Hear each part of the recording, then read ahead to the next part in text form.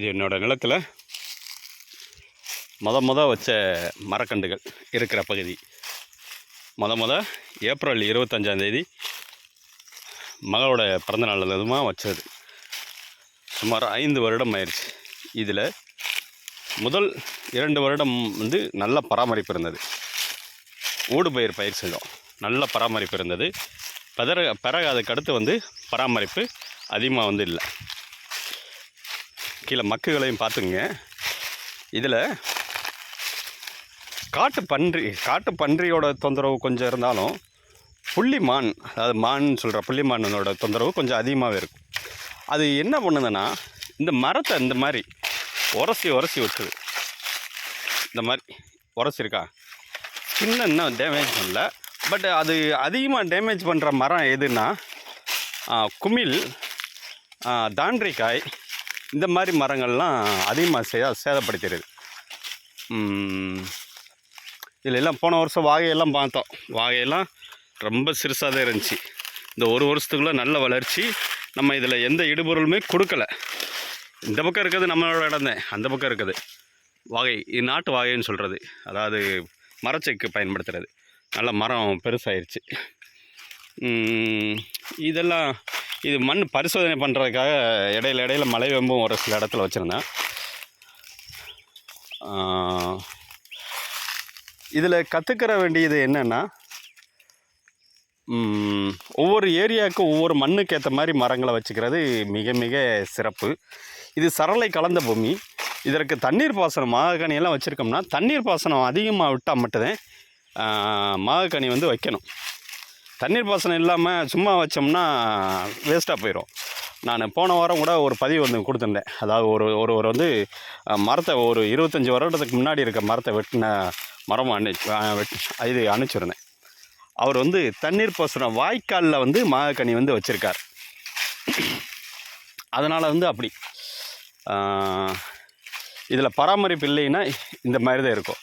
இந்த பக்கம் நமக்கு வேலையே இல்லை, அந்த பக்கத்தையே வேலை என்ன இருக்கிறதுனால, இது பின்னாடி பகுதி, அந்த பகுதியே வேலை இருக்கிறதுனால இப்படி ஆயிருக்கு, பராமரிப்பு இல்லாதனால. இந்த வேப்ப மரம்லாம் நம்ம வைக்கல. இது அதுவாகவும், அதாவது குருவிகளினாலே வளர்ந்தது. நீர் மருதும் வச்சுருக்கோம். நீர் மருது வளைஞ்சு வந்திருக்கோம். நீர் மருதும் பாருங்கள், நீர் மருதும் வளைஞ்சு வந்திருக்கோம். ஓரளவு நேர் பண்ணி வச்சுருப்பாங்க. குமிழ் தேக்கும் அந்தளவுக்கு வளர்ச்சி இந்த பகுதியில் வந்து இல்லை. இது நீர் மருது. இது ஒரு பக்கம் வளைஞ்சிருக்கும், ஒரு பக்கம் இதுவாக இருக்கும். கீழே மக்குகள்லாம் நல்லா அதிகமாகவே இருக்கும். பைப் லைனு முன்னாடி இந்த பகுதியில் கொத்தமல்லி விவசாயம் பண்ணுறதுக்கு இந்த பகுதியில் தான் போட்டிருந்தாங்க. போன வருடத்துக்கு முன்னாடி வருடம் 2 வருடம் இந்த பகுதி கொத்தமல்லி போட்டிருந்தாங்க. ஓரளவு கொஞ்சம் மகசூல் தான். நிழல் அதிகமாக அடித்ததுனால கொத்தமல்லி விவசாயம் இந்த பகுதியில் வந்து நிப்பாட்டியாச்சு. இது வந்து ஒரு நாளைக்கு ரொம்ப அலுப்பாக இருக்கும்போது இந்த பகுதியெல்லாம் அப்படியே ஏணியை கொண்டு வந்து போட்டு கவாத்து பண்ணி விடணும். இதில் இருக்க மரங்கள்லாம் இனி ஒரு 20 வருடம் ஆகும். 20 வருடம் தாராளமாக ஆகும். அதுவும் நீ அதிகமாக வந்து தண்ணீர் பாசனம் விட்டுக்கிட்டே இருக்கணும். அதுபோக இந்த நுணான்னு சொல்கிற, இப்போ இந்த நுணான்னு சொல்கிற அந்த மலை நுணான்னு சொல்கிற மஞ்சனத்தியை வந்து வேரோடு தோண்டிடணும். வேரோடு தோண்டலைன்னா இது வந்து அதிகமான சத்துக்களை எடுத்து, கீழே இருக்க சத்துக்களை எடுத்து வளர்கிற மரம். இதெல்லாம் அதிகமாக பக்க கிளைகளை வெட்டிடணும். சத்துக்களை எடுத்து வளர்கிற மரம். அது வந்து நம்ம மெயினாக வச்சுருக்க மரப்பயிரை வந்து அதுக்கு போகிற சத்துக்களை எடுத்துடும். அதனால், அதாவது நம்ம சாதாரணமாக நம்ம பயிர் வகைகளில் எப்படி களை எடுக்கிறோமோ அதே மாதிரி இந்த பயிருக்கும், இந்த மரப்பயிருக்கும் பக்கத்தில் இருக்க நுணான்னு சொல்கிற அந்த மஞ்சனத்தியை வந்து பிடுங்கி விட்டுறது. இது எங்கள் பகுதியில் வந்து பெரும்பாலும் ஒரு கலை மரம் தான் சொல்லுவோம். அதிகமான தொந்தரவு கொடுக்குற மரம் தான் இந்த களைச்செடி மஞ்சனத்தின்னு சொல்கிறது. இது மூலமாக வருமானம் கிடைக்கிது. இலையும் காயும் பூவும் எல்லாமே வருமானம் கிடைக்கிது. பட் எங்கள் பகுதியில் வந்து அதிகமாக வந்து பயிர் வகைகளுக்கு தொந்தரவாக தான் இருக்கும். மரப்பயிருக்கும் சரி, எல்லாத்துக்கும். இதெல்லாம் பின்பகுதி போயிட்டுருக்கோம். இந்த சீமக்கரவலாம் எல்லாம் பின்னாடி வெட்டிகிட்டு இருக்காங்க. அது ஒரு பதிவு கூட கொடுக்குறேன். சீமக்கரவலை வெட்டிகிட்டு இருக்கிறத பற்றி பின்னாடி ஒரு நாளைக்கு பதிவு கொடுக்குறேன்.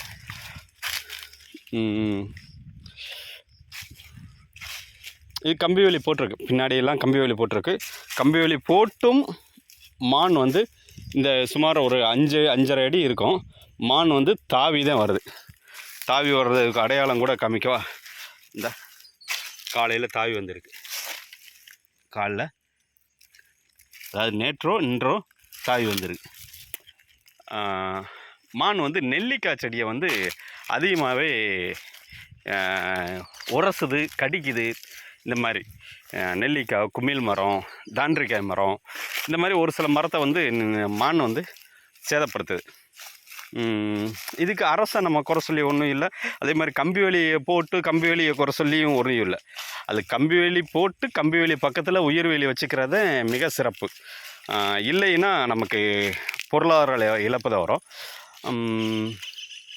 இடையில் ஒரு சில நெல்லி வந்து வச்சோம், வரதான்னு வந்திருக்கு. மகசூல் கிடைச்ச பிறகு அப்போ ஒரு வீடியோ கூட கொடுக்கணேன், எப்படி மகசூல் கிடைச்சிருக்கு அப்படின்னு.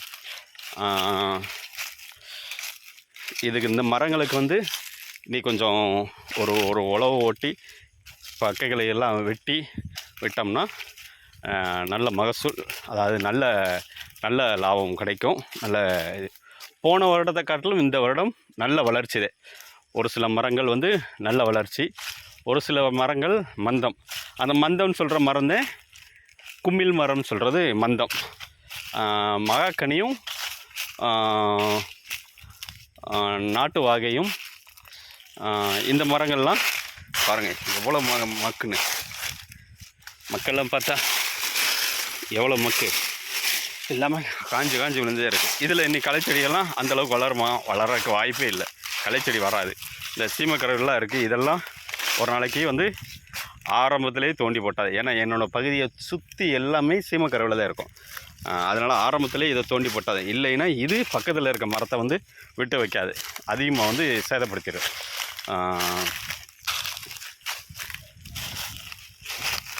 இதில் தண்ணீர் விட்ட இடம், குழாய் தண்ணி விட்ட இடத்துல தான் குமிழ் மரமும் மகக்கனி மரமும் நன்றாக பெருத்திருக்குன்னா நன்றாக பெருசாகிருக்கு தண்ணீர் போன வாய்க்காலில். அதே மாதிரி இந்த மாதிரி பிளான் பண்ணுறது மிக சிறப்பு. தண்ணீர் அதிகமாக கொடுத்தா மட்டும்தான் ஒரு சில மரங்கள் வந்து நன்றாக வளருது. அதனால் அந்த மாதிரி பண்ணிக்கிறது நல்லது. மகக்கனி இது குமிழ் தேக்கு வந்து இலையை வந்து பெரும்பாலும் உதுத்திருக்கும். அதனால் மரம் செத்துருச்சு அப்படின்னு நம்ம நினைப்போம். ஆனால் மரமெல்லாம் சாகலை. அது வந்து இலையை முழுசாக உதுத்து அதுக்கடுத்து வந்து தலையும். அந்த நேரத்தில் வந்து நம்ம கீழே ஒரு உழவு ஒன்று ஓட்டினோம்னா மிக அருமையாகவும் இருக்கும். இது இந்த பகுதி ஃபுல்லாகவே மொதல் 50 சென்டில் ஆரம்பித்தது. இது தேக்கு வந்து இது நாட்டு தேக்கு, ஃபாரஸ்ட் டிபார்ட்மெண்ட்லேருந்து வாங்கினது. இது சும்மா இடையில இது அதிகமான இடைவெளி விட்டுட்டதுனால இடையில வந்து ஒரு 15 கண்டு வச்சோம். இதுவும் ஓரளவு வந்துருச்சு. இது ஏன்னா குமிழ் தேக்கு இது மலைவேம்பு வந்து குறுகிய கால மரம், அதனால் அது அதிகமான ஆணிவேர் கிடையாது மலைவேம்பு. அதனால் பக்கத்தில் வந்து ஆணிவேர் கொண்ட தேக்கு மரங்களை வந்து வச்சோம். இந்த பகுதியில் வந்து நம்ம பார்த்த பகுதியில் வந்து எதுவும் இனி விவசாயம் பண்ணுறது சிறிது கஷ்டம்தான். அதுக்கடுத்து இந்த பக்கம் இது ஒரு 4 வருடத்துக்கு முன்னாடி, அடுத்த 4 வருடம் இருக்கும் ஆவரேஜாக, மலைவேம்பு வந்து வச்சுட்டு மக்காச்சோளம் பயிர் செய்தோம். மக்காச்சோளம் பயிர் செய்ததில் மக்காச்சோளத்தில் படைப்புழு பிச்சு உதறிச்சு. அதில் பெரிய, அதாவது உழவு செஞ்ச காசு, கூலி அறுத்த காசு தான் வந்துச்சே தவிர அதிகமான லாபங்கள்லாம் கிடைக்கல. இயற்கை விவசாயம் செய்கிறதுனால அது ஒரு பெரிய இது. அதுக்கடுத்து வாழை பயிர் செய்தோம். வாழையில் ஓரளவு கொஞ்சம் தான் லாபம், அதிகமாக லாபம் கிடையாது. வாழை தண்ணீர் பாசனம் வந்து தண்ணீர் நம்மளுக்கு நிறையா இருக்குது. அதனால் இனி இது மகக்கனியெல்லாம் மலைவேம்பெல்லாம் எல்லாமே கவாத்து பண்ணணும். இந்த பகுதியில் தான் நம்ம இந்த வருடம் மிளகாய் விவசாயம் செய்யணும்னு. இது ஒரு 3 லைனுக்கு மட்டும்தான் இது மலைவேம்பு வந்து வச்சது. அதுக்கடுத்து வந்து மீதமெல்லாம் வைக்கல. இதில் மக்கு நிறையா இருக்குது. அதுபோக வாழைக்கு வந்து பொதுவாக வந்து பொட்டாஸ் சத்து தான் அதிகமாக தேவைப்படும். அதாவது சாம்பல் சத்து தான் அதிகமாக தேவைப்படும். சாம்பல் சத்து மிக அதிகமாக தேவைப்படாத பயிர் மிளகாய். அதிகமாக தேவையில்லை. அந்த பயிரை தான் வைக்கிறதுக்கு நான் பிளான் பண்ணியிருக்கேன். ஏன்னா அப்போனா தான் இருக்கிற மரங்கள் கொஞ்சம் மேலே எந்திரிக்கும். அதை யோசிச்சுட்ருக்கேன். பட் பார்க்கலாம். இனி உழவு செய்கிறதுக்கு இதில் அதிகமாக வந்து அருகு வந்து இருக்குது. அதனால் கோடை உழவு செய்து 2 முறை 3 முறை செய்து அந்த அருகு வேரை வந்து கொஞ்சம் வெளியே எடுத்து போடணும். அதுவும் ஆழ உழவு வந்து வேணும். அதனால தான் கொஞ்சம் வெயிட் பண்ணுறேன். இப்போ நல்ல மழை பெஞ்சதுனால இதில் இருக்க அருகை வந்து ஓரளவு வெட்டி விடுறதுக்கு வாய்ப்பு இருக்குது. இதில் பூவரசு வந்து வச்சோம். பூவரசு சுத்த வேஸ்ட். என்னோடய பகுதியில் பூவரசு சரிப்பட்டு வரல. ஒவ்வொரு பகுதிக்கு ஏற்ற மாதிரி ஒவ்வொன்று மரங்களையும் பிளான் பண்ணி திட்டமிட்டு பயிர் செய்கிறது மிக நல்லது. இல்லைன்னா மிக கஷ்டம். இங்கே ஒரு குட்டை ஒன்று வச்சுருந்தோம். அந்த குட்டையினால் அதிகமாக வந்து இழப்பு தான், அதிகமாக வந்து சேதம் தான் ஆயிடுச்சு. ஏன்னா அது கரை வழியாக அதிகமாக வந்து புதர் மாதிரி ஆகி பாம்புகள் தான் அதிகமாக வந்து இதாகிடுச்சு. அதுக்கு காரணம் என்னென்னா, நமக்கு பின்பகுதியில் இருக்கிறது எல்லாமே கண்மாய். அந்த கண்மாயோட வறட்சி காலத்தில் வந்து இங்கே வந்து பாம்பு வந்து ஒரு குட்டையில் அதாவது தங்குற மாதிரி நம்மளே வழிவகுத்து கொடுத்துட்டோம். அதனால் இந்த குட்டையை வந்து மூடிட்டோம். அதுதான் காரணம். ஒரு நாள் 2 நாள் பார்த்தா பரவாயில்ல. டெய்லி கரை ஓரத்தில் வந்து பாம்புகளை பார்த்துட்டே இருக்கிறதுனால அதனால் வெட்டிட்டோம். இதுதான் நம்மளோட பண்ணையை பற்றி ஒரு சிறிய பதிவு. ஒரு பகுதியில் ஒரு பக்கம் மட்டுமே. இனியும் மற்ற பகுதியெல்லாம் இருக்குது. இனி ஒவ்வொன்றும் ஒவ்வொரு பகுதியில் பார்க்கலாம். இன்னொன்று என்னென்னா, மகாக்கனியோ ஆப்பிரிக்கன் மகாக்கனியோ தனிப்பட்ட மரம் வைக்கிறது சிறப்பாக இருக்காது. அந்த உடஞ்ச பகுதியை வந்து கூட காமிக்கிறேன். வரப்பு பயிர் ஓரத்தில் ஒன்று சவுக்கோ அல்லது மூங்கிலோ இந்த மாதிரி வேறு ஏதாவது மரங்கள் வந்து அவுட்டரில் எல்லாமே வைக்கிறது மிக நல்லது. அப்படி அவுட்டரில் எதுவுமே வைக்கலைன்னா, மகாக்கனி மரம் தனியாக மட்டும் இருந்துச்சுன்னா கட்டாயம் சேதந்த மரங்களுக்கு. மற்ற காற்று அடிக்கும்போது மரங்கள் வந்து சொடக்குன்னு உடஞ்சிருது. ஒரு 2 மரம் மட்டும் என்னோடய பையனோட பிறந்தநாளுக்கு வாழைக்கு இடையில வந்து வச்சுட்டேன். நல்லா வளர்ந்துருச்சு. சுமார் 20 அடி 25 அடிக்கு வளர்ந்துருச்சு. ஆனால் இது ஒரு பெரிய காற்று அடிக்கும்போது அப்படியே சொடக்குன்னு உடஞ்சி பாதிக்கு பாதியாக உடஞ்சிருச்சு. அது காரணம் தடுப்பு மரம் வந்து வைக்கலை. தடுப்பு மரம் வைக்காமல் இருந்ததுனால தான் வேம்பம் வந்து சொடக்குன்னு உடஞ்சிருச்சு. அதுதான் காரணம். அதனால் மகாக்கனியோ மலைவேம்போ ஒரே நீளமாக இருக்கிற வேம்பம் வளர்கிற மரத்துக்கு வந்து பயிர் பாதுகாப்பு தடுப்பு மரங்கள் அவுட்டரில் வைக்கிறது மிக சிறப்பு. அப்படி வைக்கலைன்னா பெரிய பொருளாதார இழப்பு, மரங்கள் முழுவதும் சேதமாகிறது கட்டாயம் வரும். அதனால் வாழைக்கே வைப்பாங்க, குறுக்கு கண்டுன்னு சொல்லுவாங்க.